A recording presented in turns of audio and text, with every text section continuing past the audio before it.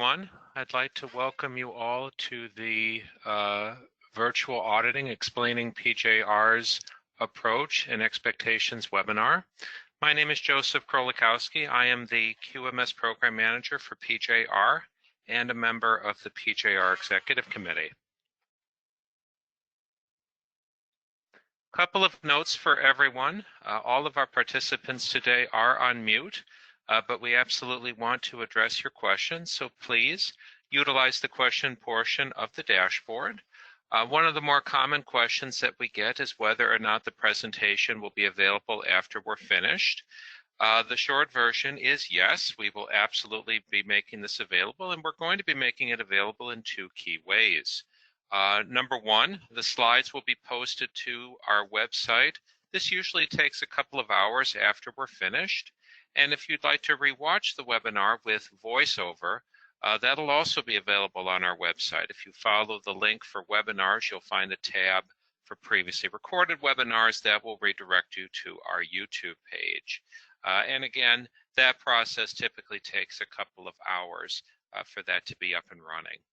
Now, our presentation today, we've done this presentation now several times, but today's presentation actually reflects quite a few recent updates to the process. So if you've joined us for this before, we do have some new information to share with you.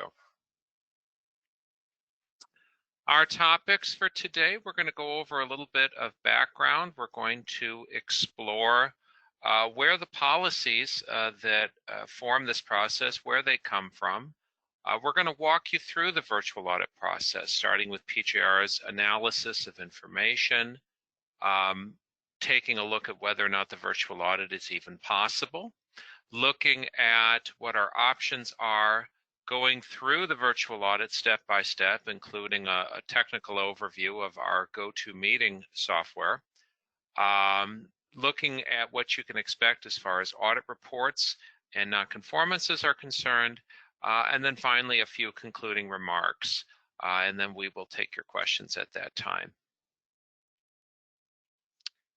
Now, obviously, at this point, we are all painfully familiar with COVID-19 or coronavirus.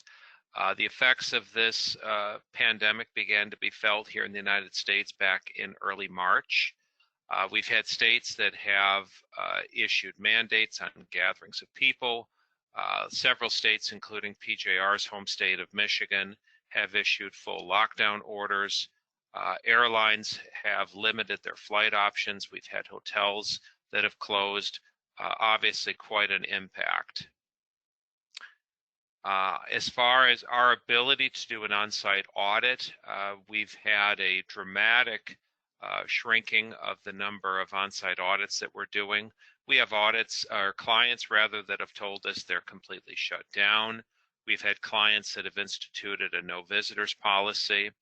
And we've had other clients that are in a multi-site arrangement where some of their sites have severe restrictions. If they're in, for example, Seattle, Detroit, New York City, they may have other locations elsewhere that are still accessible for an on-site assessment. So a wide variety of circumstances. Now, as far as official policy in this time, there are two primary documents that we have referred to throughout this process to make sure that we are meeting expectations from industry, and then also obviously trying to avoid repercussions later. PJR is an accredited certification body, and we have tried to be very careful to make sure that the actions we're taking now in order to maintain service don't lead to problems later when we get assessed. So those two documents, they are both from the IAF. They are ID3, that's Informative Document 3, Management of Extraordinary Events or Circumstances, and then MD, or Mandatory Document 4, the Use of Information and Communication Technology, or ICT, for auditing and assessment purposes. Now, in terms of scheduling a virtual audit and in conducting a virtual audit, both ID3 and MD4 require that we make contact with the client and conduct a risk-based assessment on whether or not the virtual audit is possible. Now, we've attempted to simplify our pre-audit process as much as possible for you, our clients. And the results of those efforts are now the revised Form F108ict, or Virtual Audit Questionnaire. So let's take a look at what's in that F108ict on the next slide here.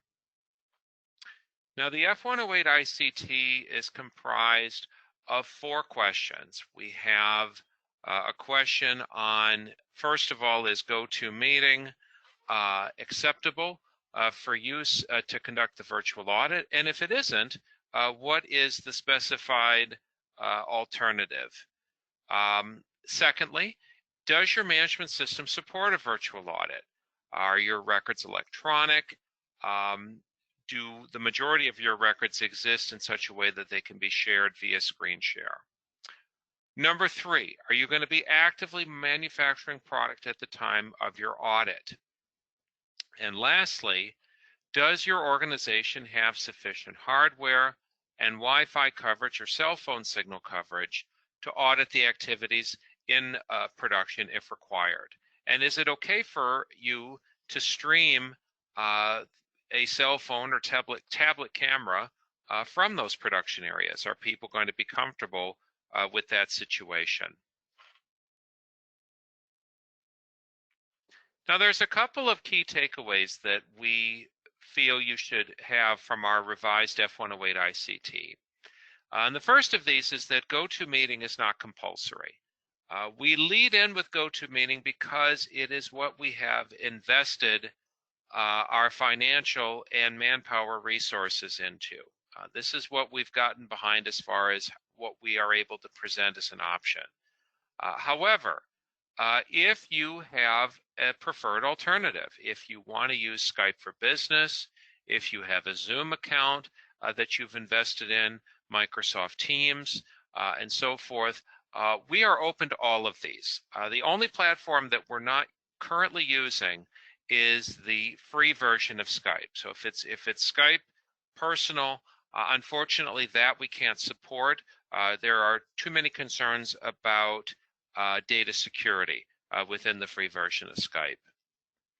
Now, the other key takeaway is obviously you have to have a minimum ability to support a virtual audit. However, we've exercised quite a bit of discretion in this in recent weeks. In particular on surveillance audits, as long as there is enough for us to review. For example, if we can satisfactorily audit something like management review, internal audit, complaint resolution, and maybe sales and purchasing, that might be enough, just those items, to satisfy the audit program management requirements. So we're trying to look at these very carefully and with an open mind in terms of what's possible. So obviously when we say, can the virtual audit be supported, we're looking at the availability and speed of your internet connection. As I mentioned earlier, the propensity of electronic records, and then obviously the comfort of your staff in communicating virtually. Now, this is a very key point here, and we've actually had this come up now a few times in the actual audits. It's very important that we distinguish that virtual auditing is not accomplished by an auditee simply emailing a zip file of information to their auditor. That is understood as off-site auditing. And the reason that that's not acceptable is that it would represent a violation of IAF MD4. MD4 says that adequate controls have to be in place to avoid abuses that could compromise the integrity of the audit assessment process. The view that the industry is taking is that if the client is selecting the audit samples themselves, that principle is not met. And that includes situations where the client is giving their auditor everything via Dropbox or Google Drive. So if an audit is going to be truly virtual and meet all of the requirements from the IAF and the ISO, the auditing technique has to be such that it replicates the experience of the auditor sitting in the room with you and auditing your facility with that same rigor and technique. Among other things, we're required to demonstrate that our auditing technique promotes random sampling. And that is a protocol that is mandatory. It's mandated within the IAF and in the ISO documents 17021 and 19011. So again, to be very clear, an offsite audit is absolutely not to be considered the same thing as a virtual audit. Now, ID3 specifies that the certification body is required to establish its own policies in terms of timely completion of audits. And that's also the position that's taken in the 17021 standard in Section 9. So accordingly, if a virtual audit is possible, our policy is that the audit must take place on time using the virtual method in accordance with your established audit program and schedule. We know it's tempting to reschedule an audit and to push it out until we're back to quote normal operations. But you have to remember that we have a finite number of auditor resources and a finite number of administrative resources on our end. And we need to make sure that we keep everyone on schedule as much as possible to ensure timely completion of the scheduled audit and to keep you within your audit program. Now, it is possible that PJR may conclude that a virtual audit is not possible. The early results that we've gotten back have given us great confidence that a majority of our clients are going to be able to enjoy a fully virtual audit or even a partially virtual audit. But there are going to be some situations where it will not be possible. Now, if that's the decision that is reached in your case, again, we turn to ID3 for guidance on how we are to proceed. If the audit that you have coming up is going to be your first surveillance following initial certification, and PJR has concluded that a virtual audit is not going to be possible,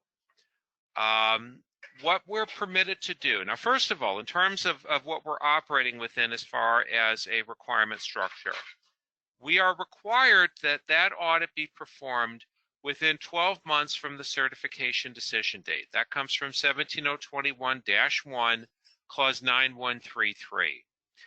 Now, if we cannot meet that, ID3 states that providing that sufficient evidence has been collected to provide confidence that the certified system is effective, consideration can be given to postpone the first surveillance for a period not normally exceeding 6 months. Now, we'll get into what we mean by sufficient evidence to provide confidence in just a couple of slides here.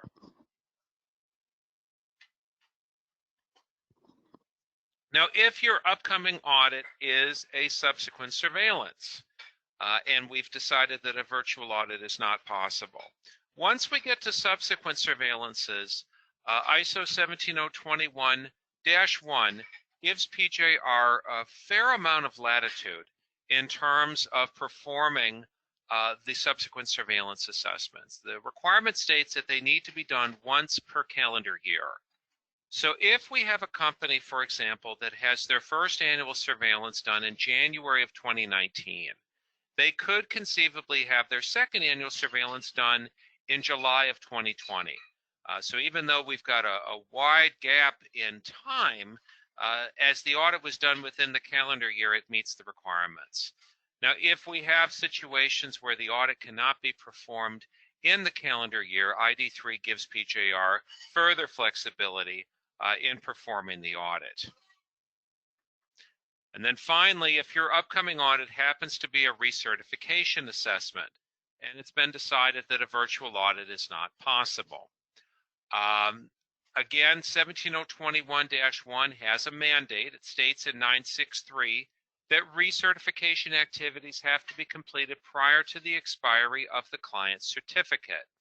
Now, in extreme circumstances, we understand that to mean that the audit itself has to be completed prior to cert expiry. And when that's the case, it's understood that there's going to be a lapse in the certification. Now, again, ID3 has some guidance. It states that as long as we've collected that sufficient evidence, and here the statement is the same, consideration can be given to extend the certification for a period not normally exceeding 6 months beyond the original expiry date. Okay, let's dig into this business of sufficient evidence to provide confidence. As it's mentioned in two places, for a first surveillance and for a recertification. So what does ID3 state? Well, it states that if the risk of continuing certification is low and based on collected information of the certification assessment body, or PJR, may need to consider alternative short-term methods of assessment to verify continuing system effectiveness. This may include requesting relevant documentation to be reviewed off-site, and you'll note that they state off-site, not virtually, to determine continuing suitability of the certification. And they give management review, corrective action, internal audit, and test inspection reports as the key examples. So to put all of this in plain English, if PJR concludes that a virtual audit is not possible, we can review certain critical information provided in an off-site fashion, whether it be email or file share, and we can make one of two decisions. We can either choose to delay your first surveillance assessment by up to 6 months, if that's the type of audit you have upcoming, or we can choose to extend your current certification by up to 6 months if you happen to be up for recertification. Now again, as previously mentioned, if we conclude that a virtual audit is possible to ensure continuance of your established audit program, the audit must be completed virtually. We are performing this analysis on a case-by-case basis using the details provided on the F108ict form that we looked at a few minutes ago. Now, you might be asking, what if we still want to have an on-site audit? Now, if you are in an area where the risk is low, if you're in one of the states or one of the cities with an overall low rate of viral cases, and you have an audit schedule in the immediate future, maybe your auditor lives locally to you, and both you and the auditor are comfortable with the audit taking place on-site as scheduled. PJR's position is that that is perfectly acceptable. Now, obviously, we are encouraging all parties involved to make these decisions very carefully. This is not a light decision, obviously. So we want to make sure that if anyone has a concern, that they are expressing that concern.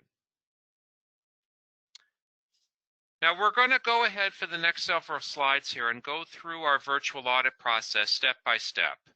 Now the protocol that we're about to review is going to be available for most of the schemes that PJR is currently auditing to. The only scheme that has definitively said no virtual audits of any kind is IATF.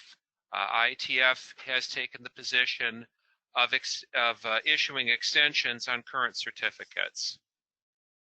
We've also had a variety of guidance come out from CIRI for R2, for the FSSC Foundation, and also from the IAQG. Now, in all cases, if you have one of these more specialized standards, or any of these standards really, you're going to need to speak with your scheduler to ascertain what your options are in terms of getting a virtual audit completed.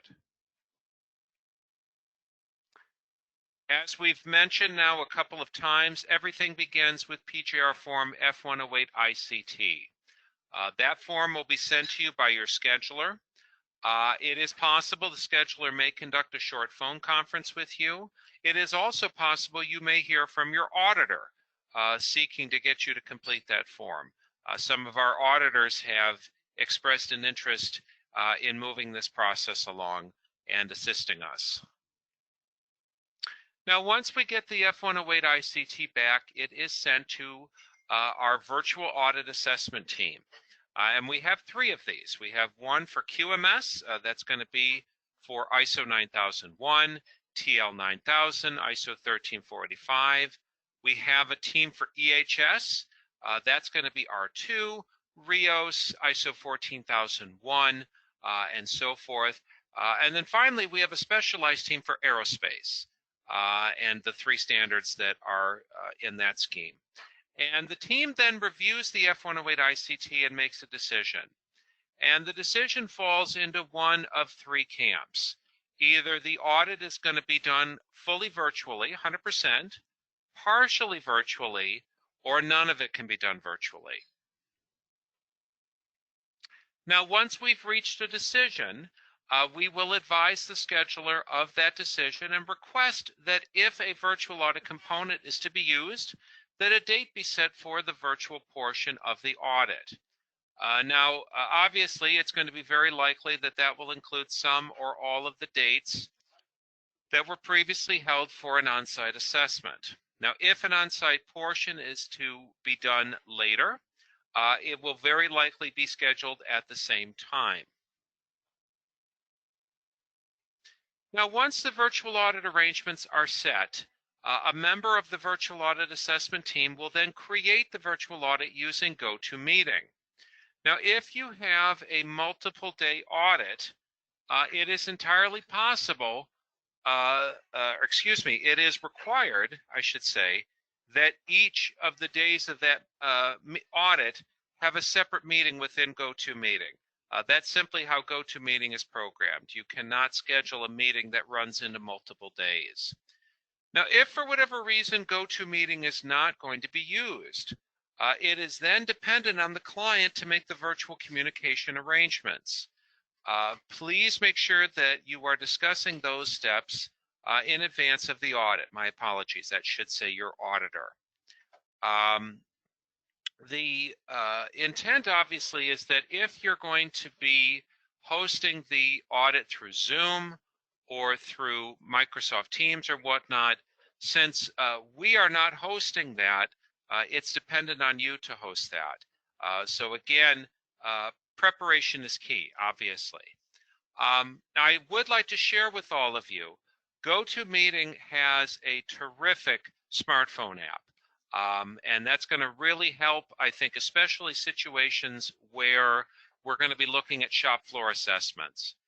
Now, PJR has invested heavily in GoToMeeting. We are at over 50 virtual auditor accounts now for this express purpose.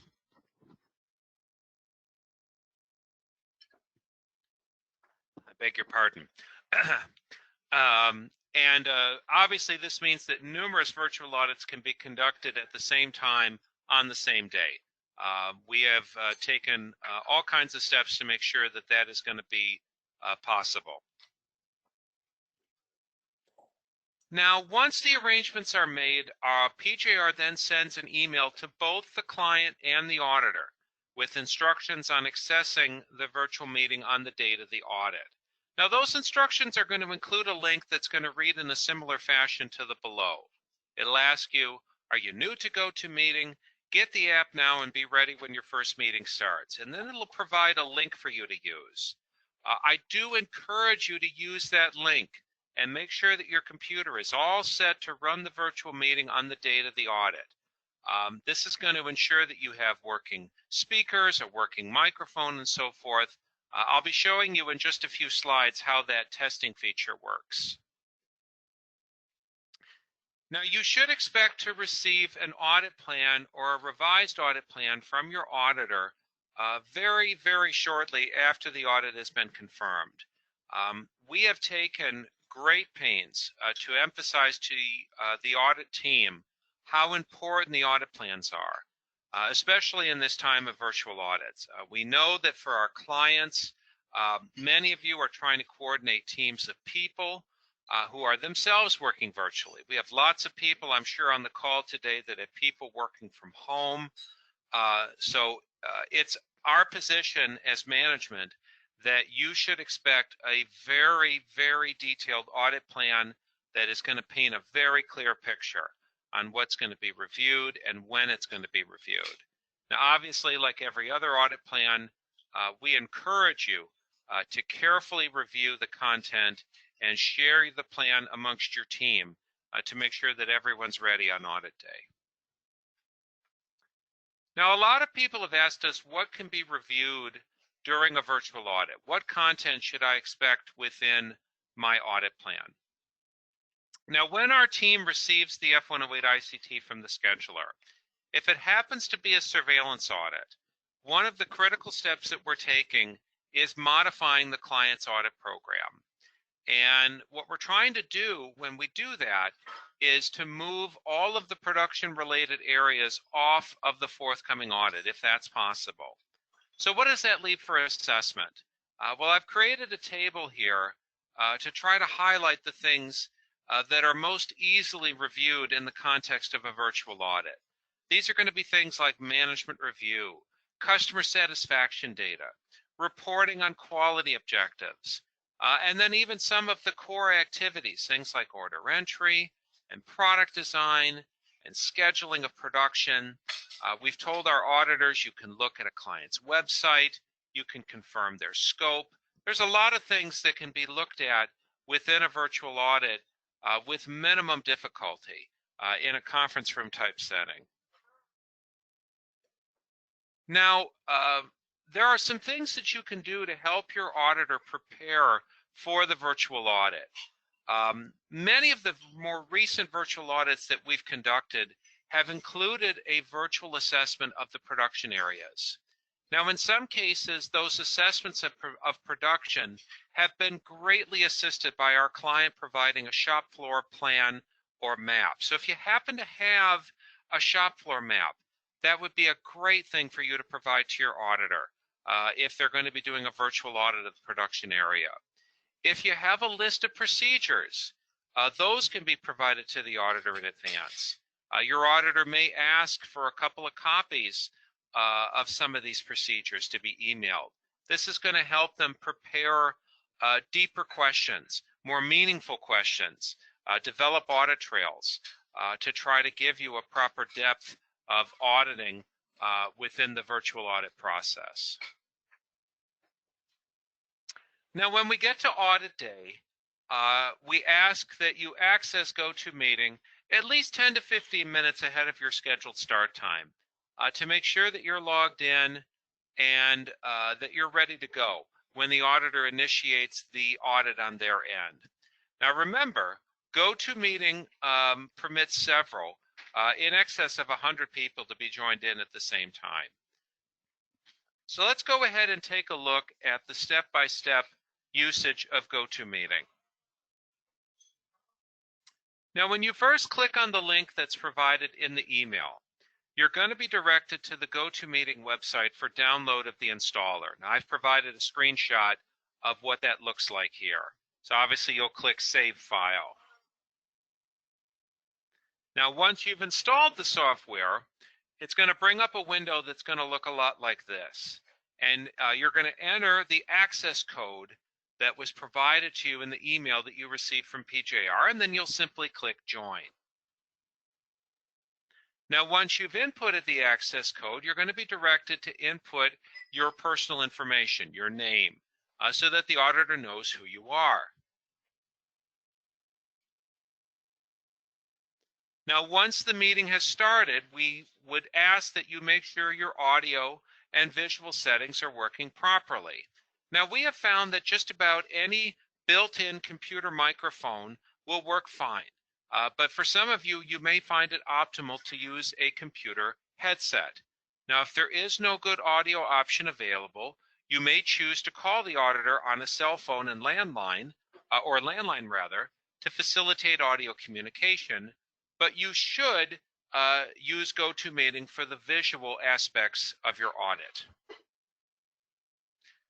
Now, as I mentioned earlier, GoToMeeting does have a way to test out your speakers and your microphone. When you're in the interface, you'll note there is a feature you can click. I've got it circled on the left here.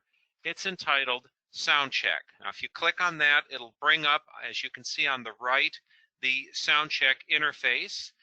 You can test out your speakers, and then you can also test out and make sure that your microphone is working. Now, once all the technical aspects have been confirmed, the auditor will then complete the standard kickoff, opening meeting, and so forth. And from there, the auditor is going to determine who needs to be made presenter. And that is to say, who's going to have the floor? Who's going to share content for auditor review? So in the picture here, we're pretending that Virtual Auditor 3 is the auditor, and Virtual Auditor 2 is the client, is the auditee. So in this scenario, this is the view from the auditor's screen. They're going to grab that drop-down menu and then select Make Presenter. We're going to make this person the presenter. Now, when they do that, show you on the next slide here, that brings up this screen on your end. And you'll select then which screen you want to make visible to the auditor. Now, I would advise you to, if you can see in the lower left-hand portion of the picture here, there's a box you can click for clean screen. Now, I encourage you to do that. There's another way that you can engage that, and let's see what that is. You should always use clean screen when you are sharing to make sure that you are avoiding any unwanted information leaks. For example, if you are conducting a Skype conversation with one of your colleagues, you may or may not want the auditor to see that Skype conversation. So if you're sharing your screen clean, you're only going to be showing the auditor the things that you specifically want him or her to see in the context of the audit.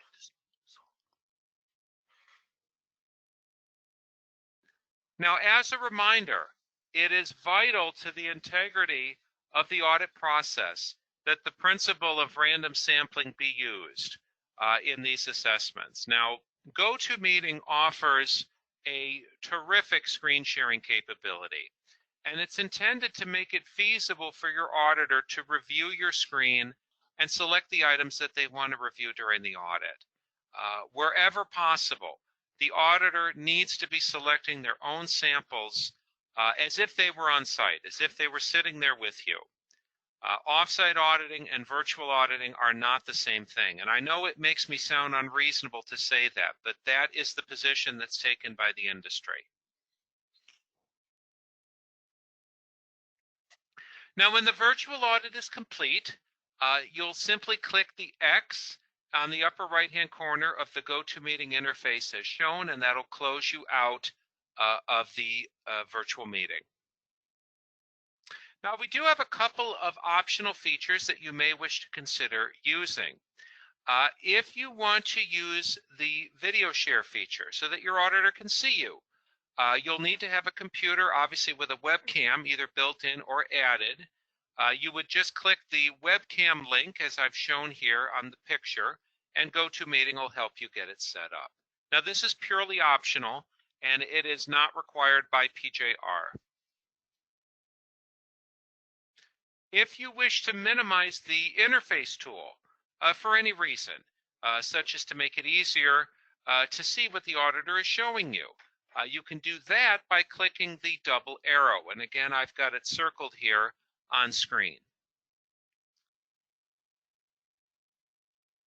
Now, as I've mentioned before, we are absolutely willing to work with other virtual meeting platforms. If you have Zoom or Skype for Business or Microsoft Teams, that is perfectly fine.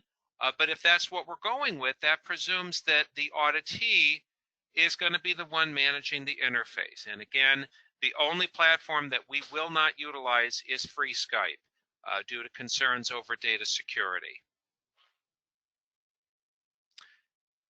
Now, in terms of what you can expect as a result of the virtual audit from a report perspective, if the entire audit was being done virtually and there is no on-site portion that's going to be needed, you should obviously expect the full audit package to be turned over to you in accordance with our established policy. So what will this include? Well, this is going to include the audit report, your nonconformances, if any were written, your audit plan, and then the acceptance of findings form. Now, if the audit is going to include an on-site portion, and that's going to be done at a later date, your audit package will be provided to you once the on-site portion is complete. Now, if you need documented verification that the virtual portion was done for any of your clients, we will absolutely provide that to you.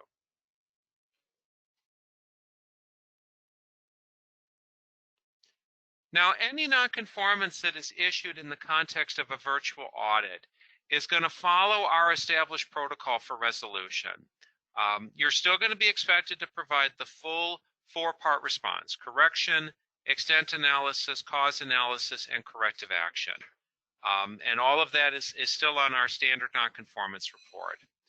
Now, if you have an audit that's going to be split between a virtual portion and an on-site portion, as tempting as it is to simply fix a nonconformance between the virtual and on-site portions, we won't be accepting that. We still have to have the full documented response. As far as timing on the due dates for closing nonconformances, it is still our standard 60-day turnaround from the full completion of the audit. So if the full audit is being done virtually, the clock starts ticking when the virtual is finished. If there's going to be an on-site later, the clock does not start ticking until the on-site portion is complete. And then obviously sector-specific rules remain very much in effect for this process. Now, as I've alluded to a couple of times today, we are also offering virtual assessments of shop floor areas. We've tried to limit our risk in this area if it's a surveillance audit by directing that the shop floor not be included. We do have that option in a surveillance setting, but we do not have that option if it is a stage 2 or a recertification audit. So accordingly, if you are going to be in a situation where we have to do a virtual assessment of your shop floor based on the type of audit that it is, we start by asking you, as we looked at on the F108ict, do you have the technological means, such as a cell phone, a tablet, or so forth, to support a remote assessment of your shop floor? Now, if you respond positively, we are going to be recommending a 100% virtual recertification or stage 2 audit. Now, this includes, we are going to be working with our clients to provide headsets even to try to facilitate that process. So in conclusion, we are committed to ensuring a continuance of certification for our valued clients. We thank you all for your part in ensuring that this auditing can continue in the midst of this very difficult time. I'd like to invite you to tune in for one of our other webinars. We have a presentation on non-applicable clauses or exemptions and what can and cannot be excused in an audit assessment. We have a very popular presentation entitled The Interaction of Processes and Its Importance to a Successful Audit. This gets into processes and how to correctly understand them. And we have a wide variety of presentations on other topics, things like corrective action, stage 1 auditing, all of the standards, and a variety of other areas. The best way for PJR to keep in touch with you and let you know what's going on is if you opt in. And you can do that by visiting our website at www.pjr.com. If you go to the bottom of the page, enter your email address and click subscribe, you'll be automatically opted in for news updates and information on upcoming webinars and other points of interest. I do thank you for your time today. I'm going to go ahead and unlock the question portion of the dashboard and see if we have any questions today.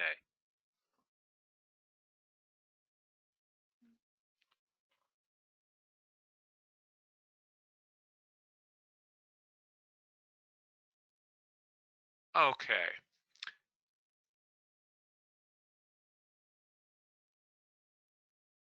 Scott Moore asks, possibility of time extensions for audit due dates without losing current certification. Scott, I do believe we covered that within the context of when we were looking at recertification audits and the possibility of an extension.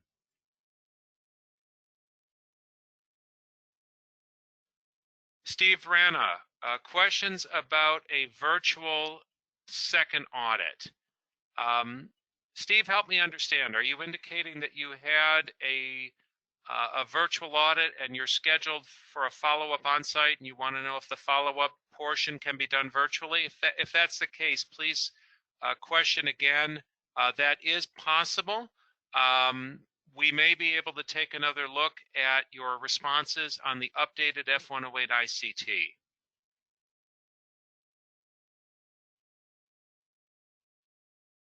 Karen Chappell Gonzalez asks, will PJR accept virtual internal audits from their clients? This is a question that we've gotten several times.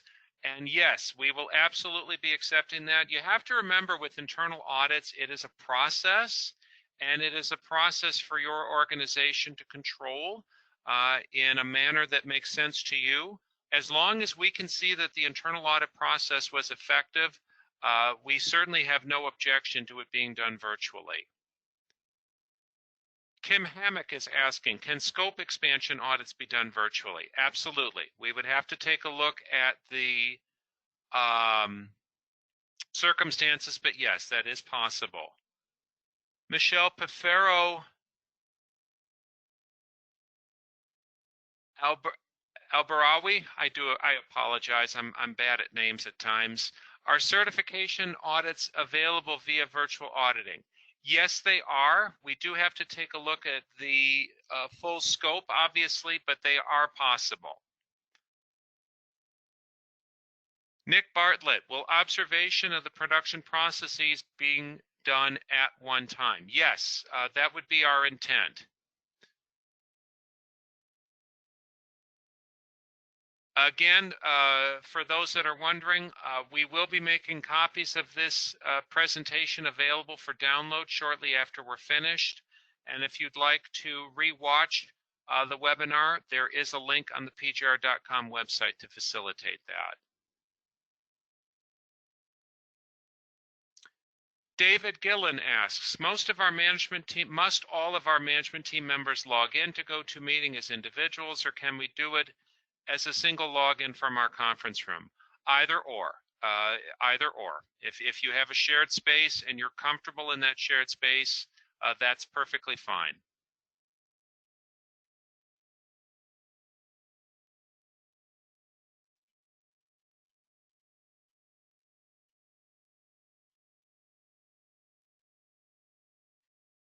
Paula Shovels, how soon after submitting the form that asks about ability to do virtual will we hear back if it is to be allowed? Paula, as you might imagine, we've had a crush of these in recent weeks.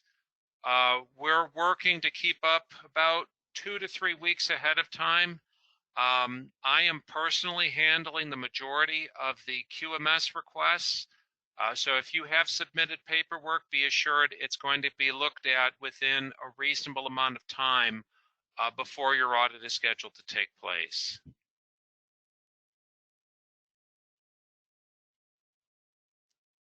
Hollis Grizzard asks, what if the records that the auditor is requesting are not digital?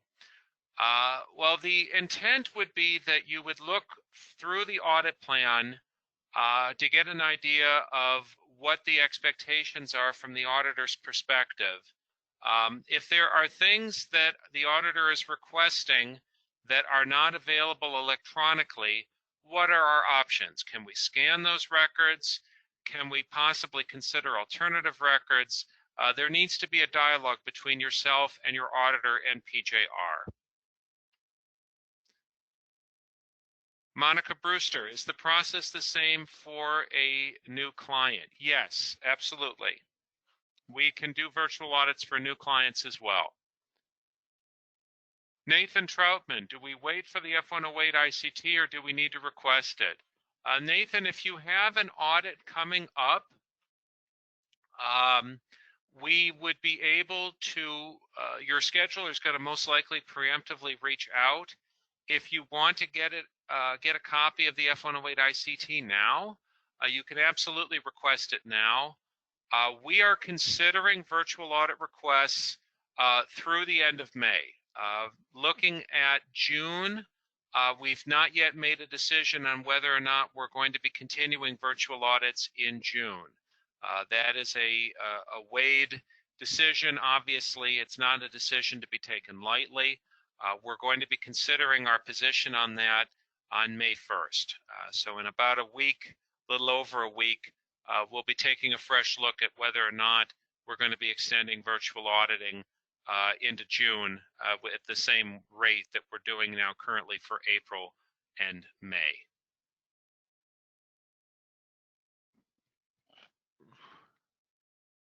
Okay, Christine Allen, can we do the audit with more than one person being audited one at a time instead of making all our departments live on the audit at once? Absolutely.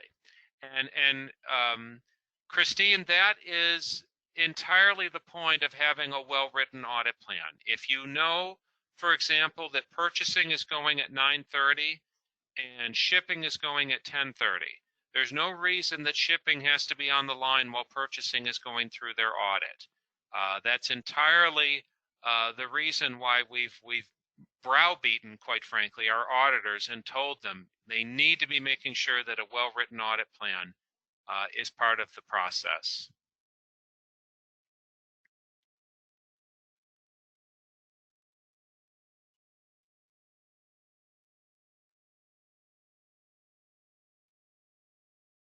Eric LaChance, for a first-time audit, we completed stage 1.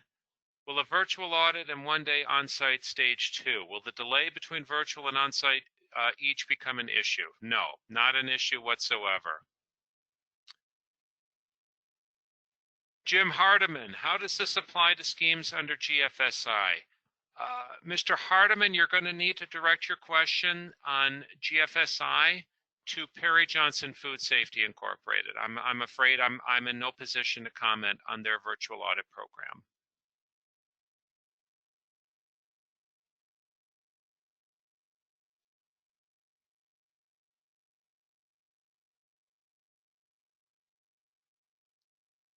Eric Thoss, if a virtual audit is scheduled and shop floor activities removed, would that impact the number of required days for the audit? No. Audit time is still a function of the overall head count.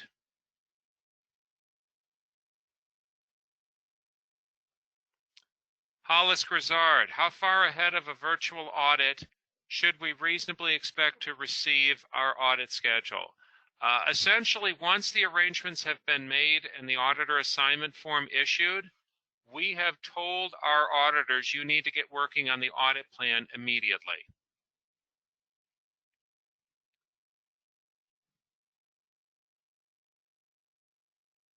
Thomas Stricker, how can we find out if we have an on-site research audit instead of a virtual audit? Your best option is to reach out to your scheduler. My old friend Kip Doppler is on the line. How you doing, Kip? I haven't heard from our auditor since this outbreak began. When might I expect an email? I would say reach out now and to your scheduler and have them instruct the auditor to make contact with you. I think that's entirely reasonable. Hope the gang's doing okay, Kip.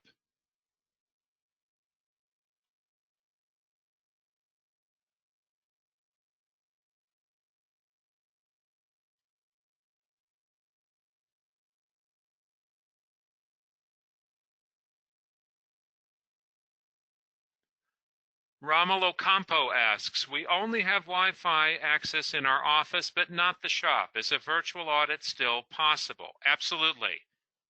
For example, via cell phone data. We've had some clients that have taken that option.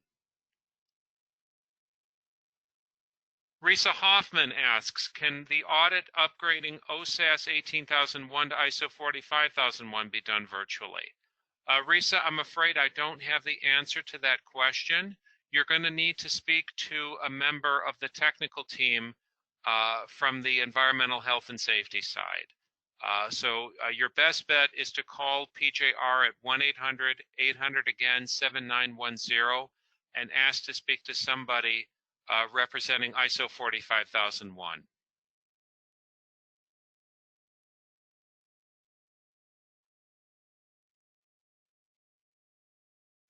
Christine Allen, if our departments for each section of the audit are working home, can they still join the audit at separate times during the audit? Absolutely. People can drop in and drop out. The virtual audits are scheduled for, I believe, 10-hour blocks. So yes, people from home, people in other countries can pop in and pop out without it being an issue. The auditor will keep it open for the duration of the audit. Nick Bartlett, is the audit report lengthened or shortened as a result of virtual assessment? We've added a little bit of content to the audit report, but the overall size of the audit report is unchanged.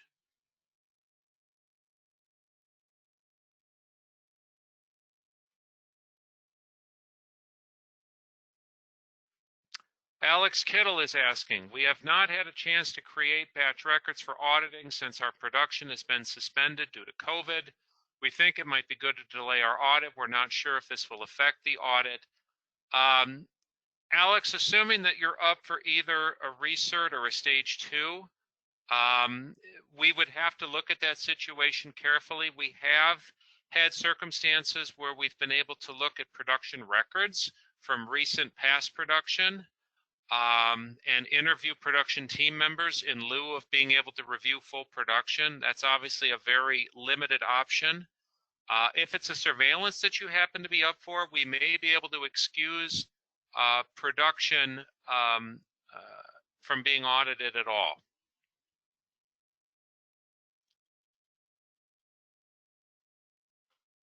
Mina Teenan asks, if production floor workers are not comfortable to speak virtually, would this prevent virtual auditing? We've had some situations where 1 or 2 people have been uncomfortable with the process. By and large, we're able to work around it. So no, I don't think that that would prevent virtual auditing outright.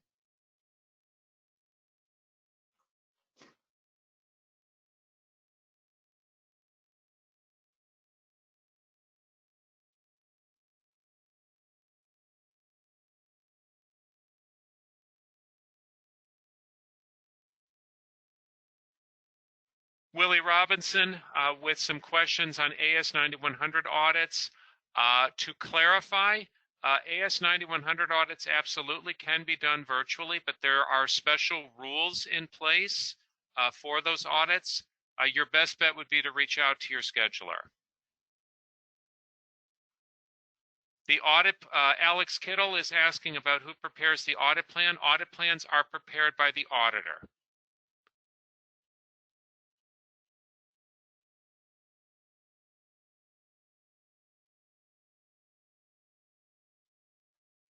Vanessa Cabrera asks, we have a letter of conformance for ITF 16949 and ISO 9001 certification. They are audited together in normal circumstances. If ITF does not accept virtual auditing, how long can we extend the conformance letter for ITF so we can do the ISO audit virtually? Vanessa, I believe in the most recent letter that was issued by the ITF, they were granting, I think it was a 6-month extension. Vanessa, your best bet would probably be to reach out to me directly, and we'll look at your case.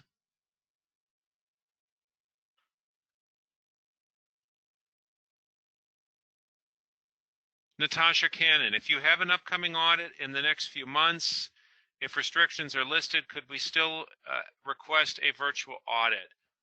Natasha, we are exploring offering this process in normal times, looking at options for that. It's definitely going to be part of the service that we offer. I don't think that we're in a position to commit to that at this moment, but be assured that it is going to be deployed as an option in situations where it makes sense.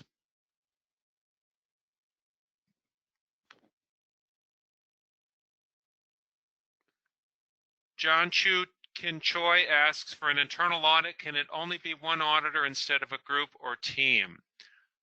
There is still the expectation that an auditor will not audit their own work. So I think by default, you would have to have at least a few team members on the internal audit team. Jamie Martinez asks if virtual audits are available in Mexico. Absolutely. We have Spanish-speaking auditors who are performing virtual audits on our behalf.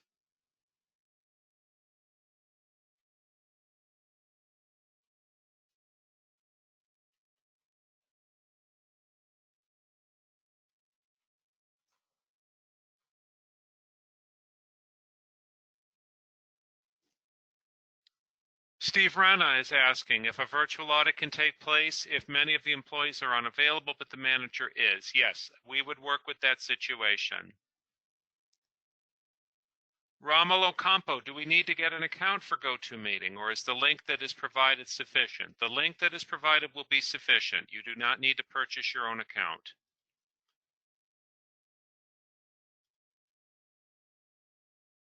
And just to restate, in answer to Steve Vinovich, ITF 16949 is the one and only standard at present that does not allow virtual auditing.